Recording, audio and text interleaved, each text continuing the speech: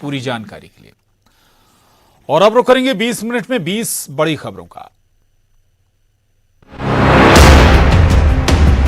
रतलाम के railway platform 5 पर एक बुजुर्ग महिला चलती ट्रेन से कूद गई। ये घटना प्लेटफॉर्म पर लगे सीसीटीवी में कैद हो गई। महिला को ठीक से पता नहीं था कि किस ट्रेन में बैठना है। ऐसे में वे गलत ट्रेन में बैठ गई। उन्हें ट्रेन के अंदर बैठने के बाद पता चला कि जहां उन्हें जाना है वहां ये ट्रेन नहीं जाएगी।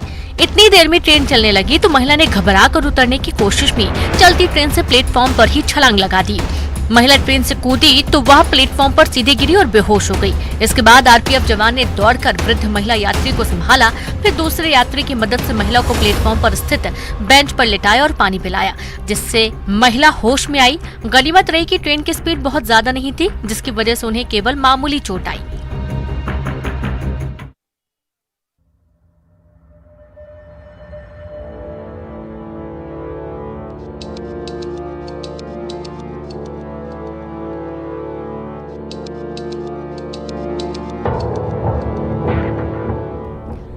ये वीडियो नर्मदापुरम के रेलवे स्टेशन का है।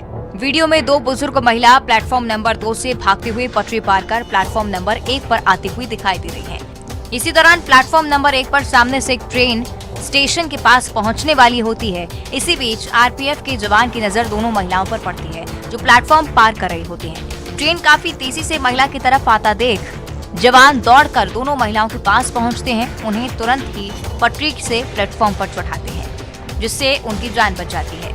पूरी घटना प्लेटफॉर्म पर लगे सीसीटीवी कैमरे में कैद हो गई है। इस वीडियो को रेल मंत्रालय ने भी ट्वीट किया है और ये अपील की है कि सभी यात्री प्लेटफॉर्म पार करने के लिए हमेशा फुटओवर ब्रिज का ही इस्तेमाल करें।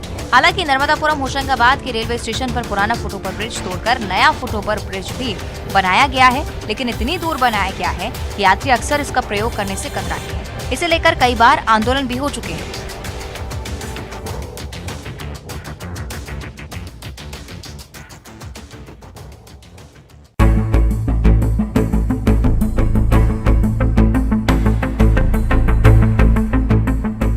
ये तस्वीर शाजापुर के अकोदिया की है। यहाँ देर शाम एक इलेक्ट्रॉनिक दुकान में भीषण आग लग गई, जिसके बाद बाजार में पूरी तरह से अफरा तफरी मच गई। आग की लपटें इतनी तेज थी कि इसने पूरी दुकान को एक झटके में ही अपनी जद में ले लिया।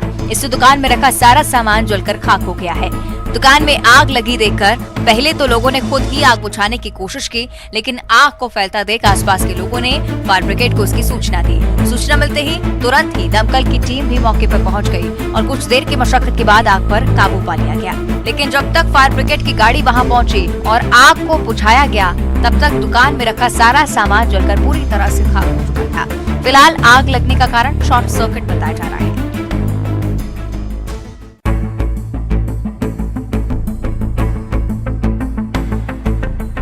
कोरबा कुसमुंडा मार्ग में एक माल वाहक वाहन में भीषण आग लग गई। देखते ही देखते आग की लपटें बढ़ने लगी। राहगीरों ने डायल 112 और दमकल विभाग को सूचना दी, जिसके बाद दमकल की टीम तुरंत ही मौके पर पहुंची।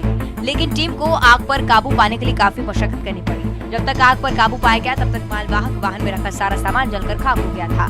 फिलहाल आग कैसे लगी ये पता नहीं चल पाया है, लेकिन कुसमुंडा पुलिस मामले की जाँच में जुट गई है।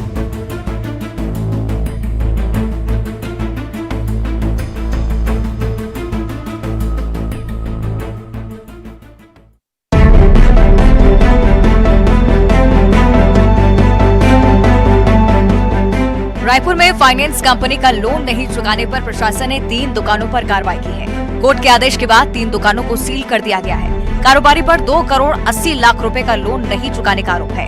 गोल बाजार के कारोबारी पर जबरन कार्रवाई करने पुलिस पहुंची तो कारोबारी और उसके रिश्तेदारों ने जमकर हंगामा किया। पुलिस के सामने खुदकुशी करने की भी धमकी दे डाली। अपने सिर पर कारोबारी ने पॉट फोड़ लिया। हंगामा होता देख पुलिस वापस लौट गई। कारोबारी ने दुकान को गिरवी रखकर कुछ साल पहले निजी फाइनेंस कंपनी से कर्ज लिया था। उन्होंने कुछ दिनों तक कर्ज जमा किया, उसके बाद 2 करोड़ 80 लाख रुपए जमा नहीं किए। फाइनेंस कंपनी ने उन्हें समय भी दिया, इसके बाद भी कारोबारी ने कर्ज नहीं चुकाया। ऐसे में कंपनी ने हाईकोर्ट में अपील की, उसके बाद कोर्ट ने तीनों दुकानों को कुर्क कर दिया।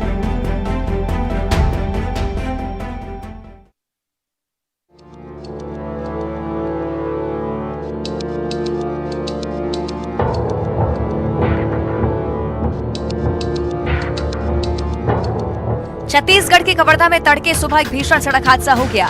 यहाँ कुकदूर थाना के पोलमी गांव में एक गाड़ी 50 फीट गहरी खाई में गिर गई। हादसे में 4 लोगों की मौत हो गई है। इनमें से 3 की मौके पर ही मौत हो गई, जबकि एक ने हॉस्पिटल ले जाने के दौरान ही दम तोड़ दिया। मृतकों में 2 महिलाएं और 2 पुरुष शामिल हैं। वहीं कुछ लोग घायल भी हुए हैं। पुलिस ने घायलों को इलाज के लिए अस्पताल में भर्ती कराया है। ये सभी अस्थि विसर्जन करने के लिए प्रयागराज गए थे। प्रयागराज से रायपुर लौटते वक्त ये हादसा हुआ है। मरने वाले सभी रायपुर के ही रहने वाले बताए जा रहे हैं और सभी एक ही परिवार के हैं। इधर पुलिस ने शवों को कब्जे में लेकर जांच शुरू कर दी है।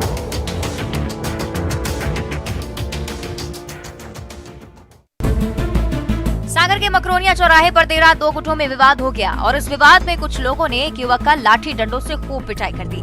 मारपीट में घायल युवक को जिला अस्पताल ले जाया गया। यहाँ इलाज के दौरान उसकी मौत हो गई। बताया जा रहा है कि विवाद चुनावी रंजिश को लेकर हुआ था। युवक की मौत की खबर जैसे ही उसके घर वालों तक पहुंची, सभी आक्रोशित हो गए। इसके बाद सभी मकरोनिया चौराहे पर पहुंचे, वहां जाम लगा दिया। इसकी सूचना मिलते ही पुलिस की टीम भी मौके पर पहुंची और मामले की जांच शुरू की गई।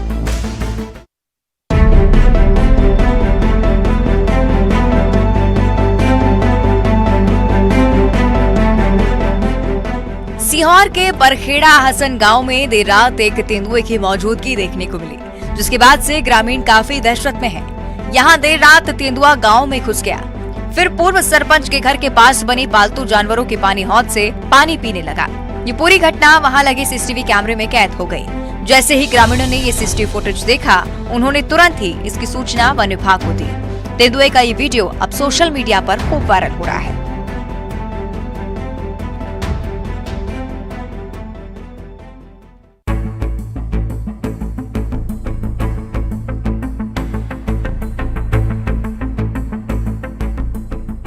कोरबा के कटघोरा वन मंडल में हाथियों का उत्पात लगातार जारी है। हाथियों के उत्पात से सबसे ज्यादा ग्रामीण प्रभावित हो रहे हैं। जंगल में पर्याप्त मात्रा में भोजन नहीं होने से हाथियों का झुंड लगातार रिहायशी इलाकों में पहुंच रहा है, नुकसान पहुंचा रहा है। ये हाथी कभी ग्रामीणों के घरों को तो कभी उनकी फसलों को नुकसान पहुंचा रहे हैं। कई बार तो हाथियों का झुंड किसी ग्रामीण पर भी हमला कर देता है। इस साल अप्रैल से अभी तक ऐसे 1306 मामले सामने आ चुके हैं, जिसके लिए 1,50 लाख के करीब मुआवजे का भुगतान भी किया गया है। पिछले 1 दशक से हाथियों के उत्पात से कटघोरा वन मंडल के केंदाई और पसान रेंज के लोग काफी परेशान हैं। ग्रामीण घर, मवेशी, फसल और परिवार की चिंता में गांव में आग लगाकर रातों को रत जगह करने को मजबूर है। इधर वन विभाग हाथियों से होने वाले नुकसान पर मुआवजे का मरहम जरूर लगा रहा है, लेकिन हाथियों के उत्पात का कोई स्थायी हल नहीं निकाल पा रहा।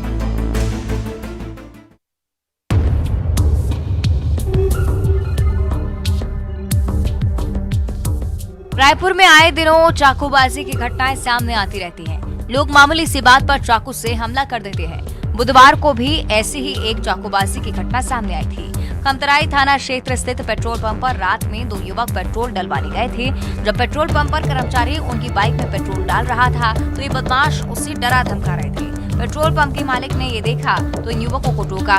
इतने में दोनों ने अपनी कमर में फंसा चाकू निकाला और मालिक को पीटकर उस पर चाकू से कई वार कर दिए। इस मामले में पुलिस ने दोनों आरोपियों को गिरफ्तार किया है। पुलिस ने घटना के चंद घंटे बाद आरोपियों को भी गिरफ्तार कर लिया है। इसमें पुलिस ने दोनों आरोपियों को हथकड़ी पहनाकर शहर में घुमाया।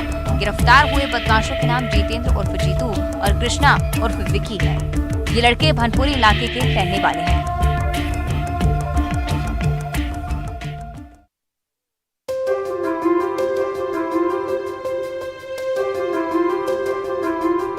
ईसाई धर्म के सबसे प्रमुख त्योहार क्रिसमस के आगमन को लेकर तैयारियां जोर पकड़ने लगी हैं।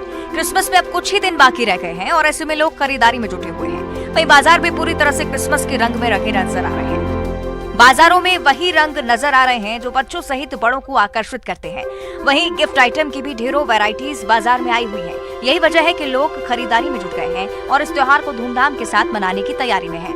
इसके अलावा बेकरियों में भी क्रिसमस को लेकर केक के लिए ऑर्डर की बाढ़ लगी हुई है। पिछले 2 सालों तक लोगों ने कोरोना के साए में क्रिसमस का पर्व मनाया था, लेकिन इस साल पूरी तरह से निश्चिंत होकर पर्व को मनाने की तैयारी की जा रही है। यही वजह है कि पिछले कुछ सालों की तुलना में इस साल क्रिसमस का उत्साह लोगों में ही देखते ही बनता है। क्रिसमस के साथ साथ लोगों ने नए साल की भी तैयारियां कर रखी है ताकि इन दोनों ही पर्व को धूमधाम से मनाया जा सके।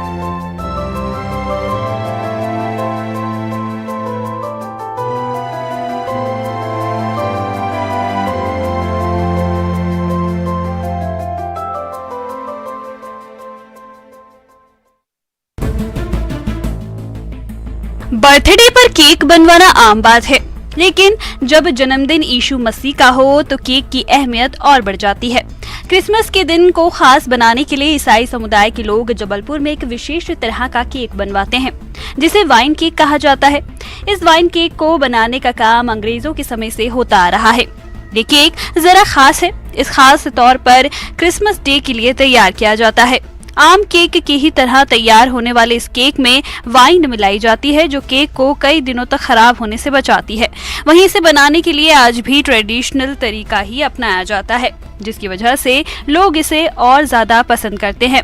क्रिसमस के लिए विशेष तौर पर बनने वाले इस वाइन केक की मांग इतनी ज्यादा है कि लोग महीनों पहले ही इसे बुक करवा लेते हैं। इसकी डिमांड केवल एमपी में ही नहीं बल्कि पूरे देश में है, जिस वजह से लोग महीनों पहले ही इसे बुक करवा लेते हैं और फिर क्रिसमस पर बड़े चाव से खाते हैं।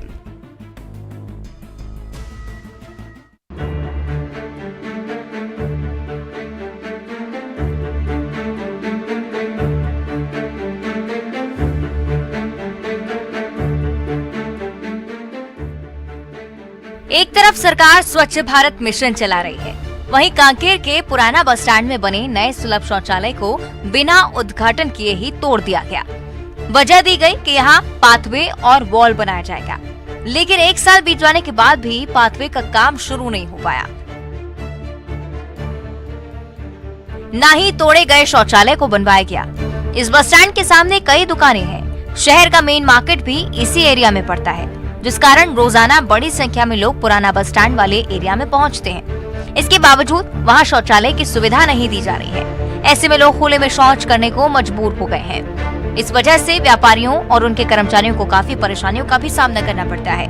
व्यापारी लगातार नगर पालिका को इस संबंध में जानकारी दे रहे हैं, पर नगर पालिका इसे अनदेखा कर रही है।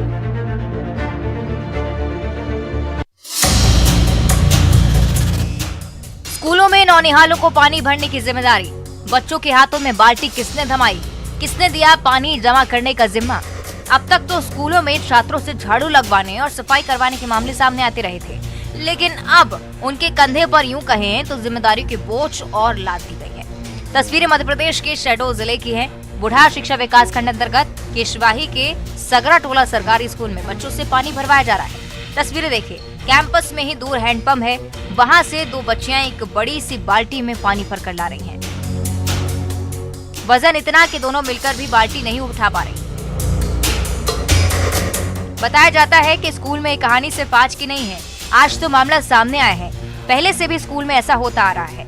इस वीडियो के सामने आने के बाद शिक्षा महकमे में हड़कंप मच गया है। बार बार यही सवाल कि बच्चों के कंधे पर ऐसे काम क्यों थोपे जा रहे हैं और जिम्मेदारों पर क्या कार्रवाई की जा रही है।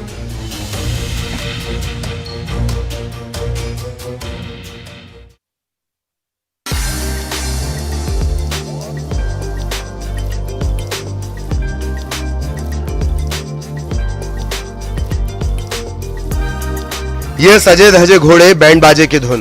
यहाँ बारात नहीं विदाई होनी है एक थाना प्रभारी की। दरअसल मध्य प्रदेश के भिंड जिले के गोहद थाना प्रभारी का ट्रांसफर होने के बाद इलाके के लोगों और पुलिसकर्मियों ने उन्हें अनोखी विदाई दी। इस अनोखी विदाई का वीडियो सोशल मीडिया पर जमकर वायरल हो रहा है। दरअसल भिंड जिले के गोहद थाना प्रभारी की उनके इलाके में बेहतर काम करने की वजह से एक विशेष पहचान बन गई थी। लोगों के साथ भी उनके अच्छे संबंध थे, लेकिन जब राजेश सतनकर का मिहोना थाने में ट्रांसफर हो गया तो विदाई देने के लिए लोग उमड़ पड़े। लोग कहते हैं कि महज 7 महीने की कार्य अवधि के दौरान उन्होंने बेहद ईमानदारी से लोगों के हितों के लिए काम किया। इस दौरान लोग भावुक भी नजर आए। मौके पर एसडीओपी सौरभ कुमार के साथ साथ भारी संख्या में पुलिस बल और स्थानीय लोग भी मौजूद रहे।